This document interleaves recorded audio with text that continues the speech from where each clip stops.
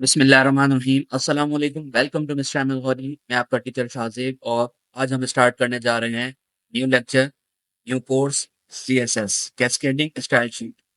तो एचटीएमएल पढ़ रहे थे प्रीवियस लेक्चर्स के अंदर। आई होप आपने वो तमाम लेक्चर जो हैं वो बगौर देख लिए होंगे क्योंकि उसी से कंटिन्यू होकर हमारे पास सीएसएस स्टार्ट हो। ठीक है, तो आइए स्टार्ट करते हैं। सीएसएस क्या होती है? अच्छा, सीएसएस क्या है? Cascading style sheet.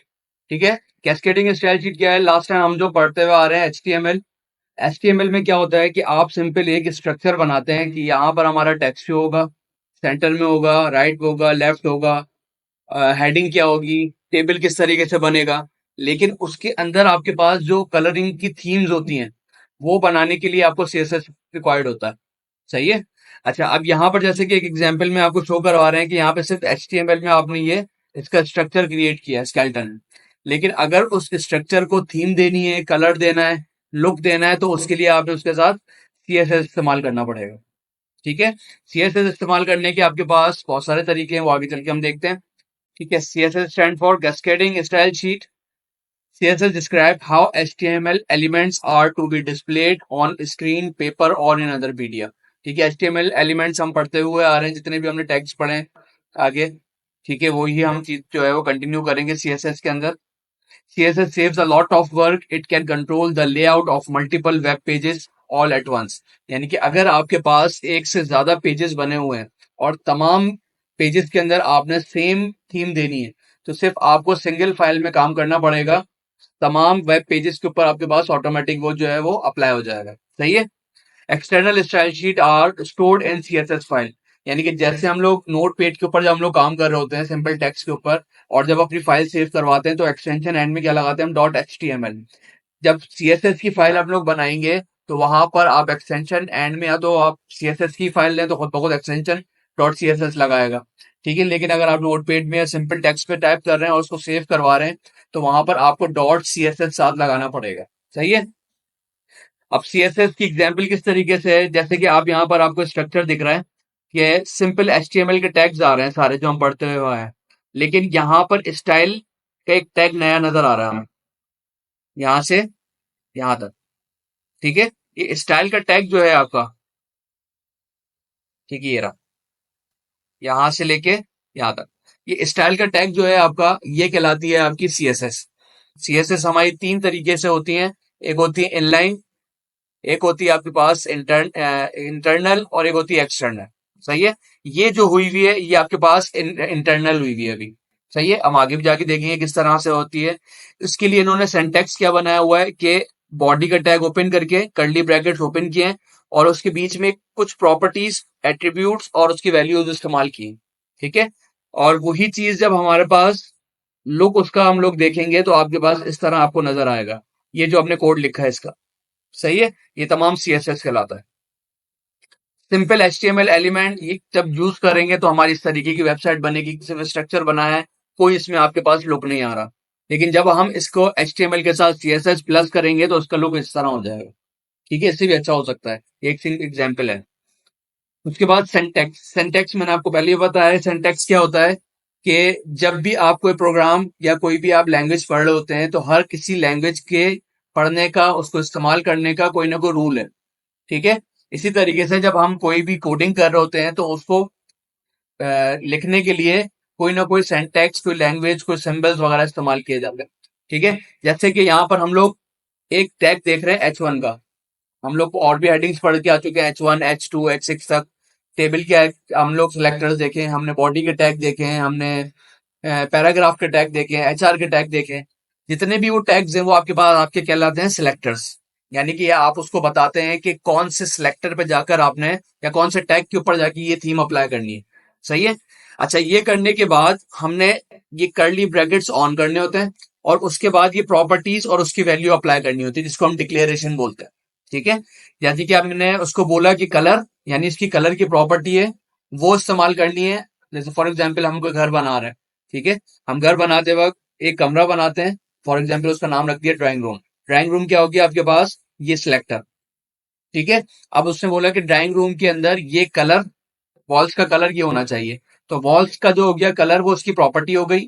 और उस प्रॉपर्टी में आप बताएंगे कि पिंक कलर हो, रेड कलर हो, ब्लू कलर हो, वो उसकी वैल्यू होगी। सही है। इसी तरीके से वहां उसकी फॉर्सलिंग हुई भी आगे, फॉर एग्जाम्पल, ठीक है, फॉर्सलिंग के अंदर आपने बोला कि फॉर्सलिंग, तो फॉर्सलिंग की प्रॉपर्टी यूज हुई। अब किस टाइप की फॉर्सलिंग होनी चाहिए, फॉर्मिक होनी चाहिए, ठीक है, या सैंड वाली होनी चाहिए, तो वो उसकी वैल्यू हो गई। ठीक है। इसी तरीके से सीएसएस के अंदर भी आपने H1 का टैग यूज किया, उसका कलर प्रॉपर्टी यूज की, उस पर ब्लू कलर जो है इसकी वैल्यू अप्लाई की, फॉन्ट साइज इस्तेमाल किया और उसको फॉन्ट साइज दे दिया। ये तमाम आपने डिक्लेरेशन की है। ठीक है। उसके बाद फॉर एग्जाम्पल ये आपके पास जो भी हमने पीछे कोड या यहाँ पे कोड देख रहे हैं उसको एक्सप्लेन करें, अगर हम, पी आपका सिलेक्टर है, कलर आपकी प्रॉपर्टी है और रेड उसकी वैल्यू है। अब यहाँ पर ये आपके पास पी का टैग सिलेक्टर है, कलर प्रॉपर्टी है और उसके साथ आपके पास ये अलाइनमेंट वगैरह जो आपके पास यूज किए हैं, ये आपके पास की सेंटर अगर यूज कर रहे हैं, लेफ्ट कर रहे हैं, राइट कर रहे हैं, उसकी वैल्यू हो गई। ठीक है। अच्छा, अब हम लोग देखते हैं कि किस तरीके से जो है हम लोग वो कोड लिख सकते हैं। सही है। अच्छा, सबसे पहले कोड लिखने के लिए किस तरह हम लोग बनाएंगे, यहाँ पर मैं एक फोल्डर बना रहा हूँ जैसे कि हमने प्रीवियस भी बनाया था, और इसका मैं नाम रख देता हूँ माई सी एस एस फाइल या वेबसाइट। सही है। इसको हमने ओपन किया, यहाँ पर एक और फोल्डर बनाया इमेजेस का, ये मीडिया का बना देता हूँ। ठीक है। अच्छा, ये करने के लिए वीएस कोड हम ओपन करते हैं। यहाँ से मैंने वीएस कोड इंस्टॉल किया हुआ है। वीएस कोड ओपन करने के बाद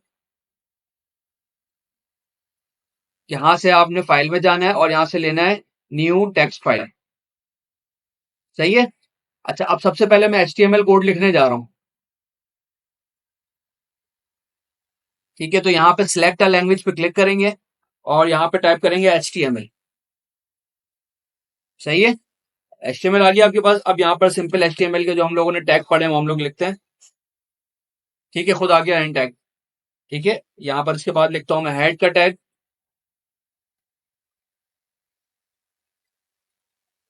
ठीक है। उसके बाद मैंने यहाँ पे लिख दिया बॉडी का टैग। सही है। अच्छा, अब यहाँ पर आप जो भी काम करेंगे स्टाइलिंग का, वो आपके पास इस जगह पर होगी।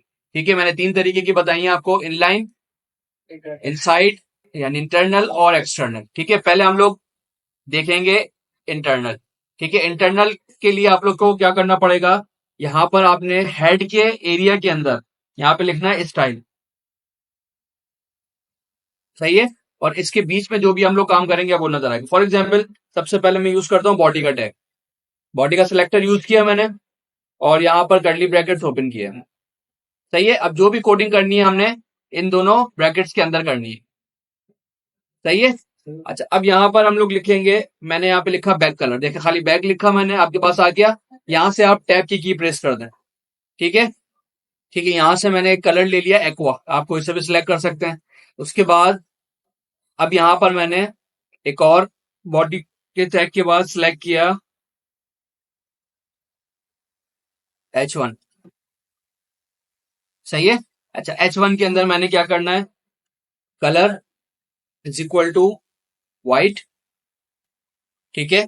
और टेक्स्ट अलाइन की प्रॉपर्टी यूज की थी, यहाँ पे मैंने इसको कर दिया सेंटर। सही है। अच्छा, उसके बाद मैंने एक टैग यूज किया पी का। ठीक है। और यहाँ पर मैंने फॉन्ट फैमिली सिलेक्ट कर लिया, कोई सा भी कर सकते हैं, मैं फिलहाल ये कर रहा हूँ यहाँ पर। ठीक है। और फॉन्ट साइज की प्रॉपर्टी एक यूज कर रहा हूँ मैं, जो कि मैं कर देता हूँ 20 px पिक्सल। ठीक है। मैंने तीन सिलेक्टर्स इस्तेमाल किए, यानी थ्री। लेकिन ये सिलेक्टर जब मैं इसको अभी फिलहाल सेव करता हूँ, पहले मैंने कंट्रोल एस प्रेस किया और कंट्रोल एस पे आने के बाद मैंने अपनी एक ये फोल्डर बनाया था माई सीएसएस वेबसाइट, और यहाँ पे इसका नाम रख दिया इंडेक्स। अच्छा, याद रखिएगा जब यहाँ पर कुछ ना लिखा हो या फाइल लिखा हो तो आप dot H T M L लगाएं, लेकिन जब यहाँ पे already H T M L या सीएसएस लिखा हो तो एक्सटेंशन लगाने की जरूरत नहीं है आपको। सिंपल पेज का नाम दे और सेव करवा दें। सही है। उसके बाद आपने यहाँ पे क्या करना है, F5 की प्रेस की। F5 की प्रेस करते ही ये आपसे पूछ रहा है वेब, टैब या क्रोम, किस पे आपने अपनी वेबसाइट को चेक करना है। मैंने क्रोम सेलेक्ट किया। ठीक है, आ गया। बॉडी का टैग जो अप्लाई किया था वो तो नजर आ गया, बाकी टेक्स्ट और पैराग्राफ नजर क्यों नहीं आ रहे, क्योंकि अभी तक हमने वो यहाँ पर बनाया ही नहीं है। सही है। जब तक हम यहाँ पर बॉडी की टैग के अंदर वो ऐड नहीं करेंगे तो यहाँ पर आएगा भी नहीं। अब यहाँ पर मैंने H1 की हेडिंग एंटर की और यहाँ पे लिख दिया दिस इज और CSS फर्स्ट क्लास। ठीक है, इसको सेव किया, यहाँ आके रिफ्रेश किया, आ गया। कलर हमने प्रॉपर्टी क्या दी थी, व्हाइट और सेंटर, दोनों अप्लाई हो गए। लेकिन हमने ये चीज अप्लाई क्या की थी, हेड के एरिया में जाके, यानी इंटरनल CSS। उसके बाद यहाँ पर मैं एक पी का टैग इस्तेमाल कर रहा हूँ, पैराग्राफ यानी, और यहाँ पर मैं टैग कर देता हूँ दिस इज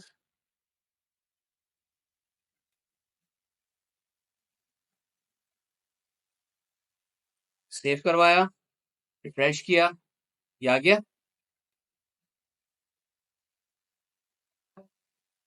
जितनी दफा मैं पी का टैग अपने बॉडी के टैग में इस्तेमाल करूंगा, ये H1 के इस्तेमाल करूंगा, सब पे आपके पास ये H1 और पी के जो फॉर्मेटिंग हम लोग यहाँ कर रहे हैं वो सब पे अप्लाई करेगा।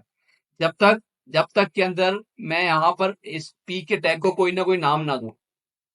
ठीक है, जब हम किसी को नाम से पुकारते हैं तो जाहिर सी बात है वो इंसान तो है, लेकिन उसका एक पर्टिकुलर नाम है तो सिर्फ वही पर्टिकुलर बंदा उठकर आएगा। लेकिन अगर मैं बोलूंगा तमाम इंसान उठ के आ जाए तो सब आ जाएंगे। इसी तरह जब मैं पी के टैग को सिलेक्ट कर रहा हूँ तो सारे के सारे पी के टैग के ऊपर आपके पास ये कलर कॉम्बिनेशन अप्लाई हो जाएगा। लेकिन जब मैं कहूंगा कि पी के टैग जिसका नाम अल्फाबेट है, ये अल्फा है, तो सिर्फ वो क्या करेगा, अल्फा के ऊपर जाके अप्लाई करेगा। ये चीज हम आगे जाके देखेंगे। ठीक है, यहाँ पर हम लोगों ने अभी तक जो 3 काम किए थे वो तीनों टैग यहाँ पर आपके अप्लाई हो गए। अच्छा, अब यही आपके पास कहलाता है इंटरनल। और यही अगर मैं जो है वो इनलाइन करना चाहूं तो कैसे करूंगा। देखिए, जब यहाँ पर अगर मैं इसको इस जगह इस्तेमाल करने के बजाय मैं यहाँ पर टैग के अंदर ही लिखना शुरू कर दूं, यानी हेड में मैं कुछ भी डिक्लेयर नहीं करूं। फॉर एग्जाम्पल, मैं इसको यहाँ से अभी सिलेक्ट कर रहा हूं और यहाँ से मैंने इसको कर दिया कट, सेव किया और रिफ्रेश किया, हट गई आपकी CSS। इस पे से CSS खत्म आपकी। अब हमें CSS अप्लाई करनी है, स्पेस दिया और यहाँ पे लिखा style, back colour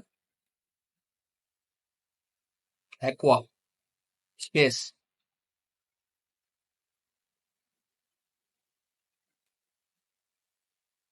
text align, centre. सही है।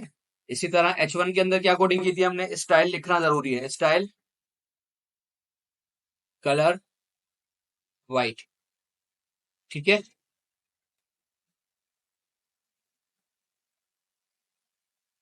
उसके बाद पी के टैग में style font family space font size 20 px। ठीक है, इसको मैंने सेव किया, सेव करने के बाद रिफ्रेश किया, हो गया अप्लाई। क्लियर। यहां तक हम जो पढ़ रहे हैं वो आपके पास क्या है, इनलाइन और इंटरनल। लेकिन यही काम अगर मुझे हर वेब पेज के ऊपर करना होगा तो सब वेब पेज के अंदर जाकर मुझे काम करना पड़ेगा। अगर मेरे पास 50 फाइल्स हैं तो 50 फाइल्स को मुझे ओपन करना पड़ेगा और उस पर सब पे ये काम करना पड़ेगा। और किसी एक में भी रह जाएगा तो जाहिर सी बात है हमारी वो थीम चेंज हो जाएगी। उससे बचने के लिए हम लोग एक्सटर्नल CSS बनाते हैं, जिसके अंदर क्या होता है कि वो CSS फाइल हर पेज के साथ सिर्फ लिंक करवाई जाती है। और एक दफा CSS फाइल के अंदर हमने चेंजिंग की, 50 के 50 पेजेस के अंदर एक साथ हो जाएगी। कैसे होगा वो काम, अब देखते हैं। अच्छा, अब मैं यहां से ये सारी स्टाइलिंग खत्म कर रहा हूँ, वापस इसको फ्रेश लुक पे लेकर आ रहा हूँ, HTML सिंपल। ठीक है, इसको मैंने सेव करवाया, यहाँ से लुक देखते हैं इसका, हो गया फ्रेश। अच्छा, अब यहाँ पर मैंने इसको एक और यहाँ से फाइल ली, टेक्स्ट फाइल। ठीक है, और यहाँ से सिलेक्ट करके मैंने इधर टाइप किया CSS, आ गई, एंटर कर दें। इसको सेव करवाएं पहले, इसी जगह पे फोल्डर पे करवाएंगे, इसका नाम मैंने रख दिया स्टाइल। लेकिन CSS ऑटोमेटिक लिखा हुआ आ रहा है, यहाँ पे .css लगाने की जरूरत नहीं है आपको, आप इसको सेव कर दो। ठीक है। अच्छा, अब यहाँ पर मैं वही सारे कोड लिखूंगा जो हमने वहां पे लिखते हुए आ रहे हैं। बॉडी कर्ली ब्रैकेट ओपन, ठीक है, यही टैग मैंने यहाँ से कॉपी पेस्ट करके रखे थे, ये मैंने वापस इधर लगा दिए। ताकि हमारा टाइम थोड़ा सा सेव हो।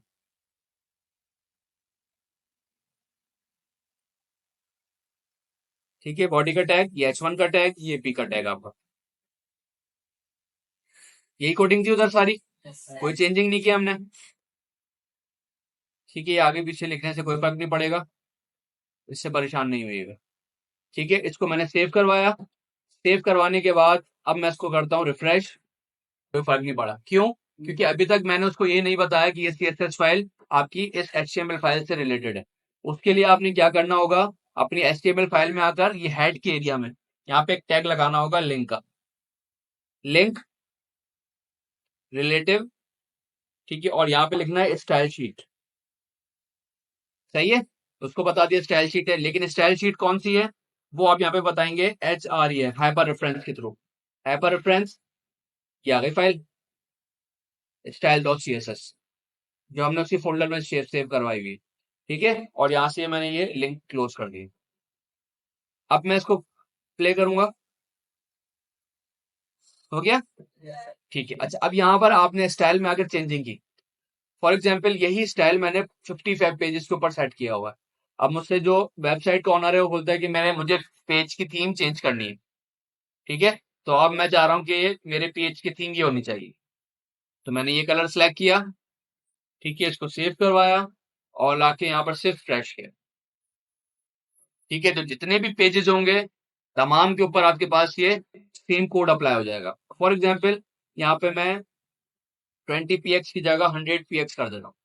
मैंने CSS फाइल में चेंजिंग की और यहाँ से आगे रिफ्रेश किया। ठीक है, तो जो भी आपने CSS फाइल के अंदर चेंजिंग की होगी खुद ब खुद आपके पास इस पूरे पेज के ऊपर या जितने भी पेजेस पे ये CSS की फाइल लिंक होगी वो सब पे अप्लाई कर देंगे। ठीक है, तो ये हमारे पास था इंटरनल, इनलाइन और एक्सटर्नल CSS।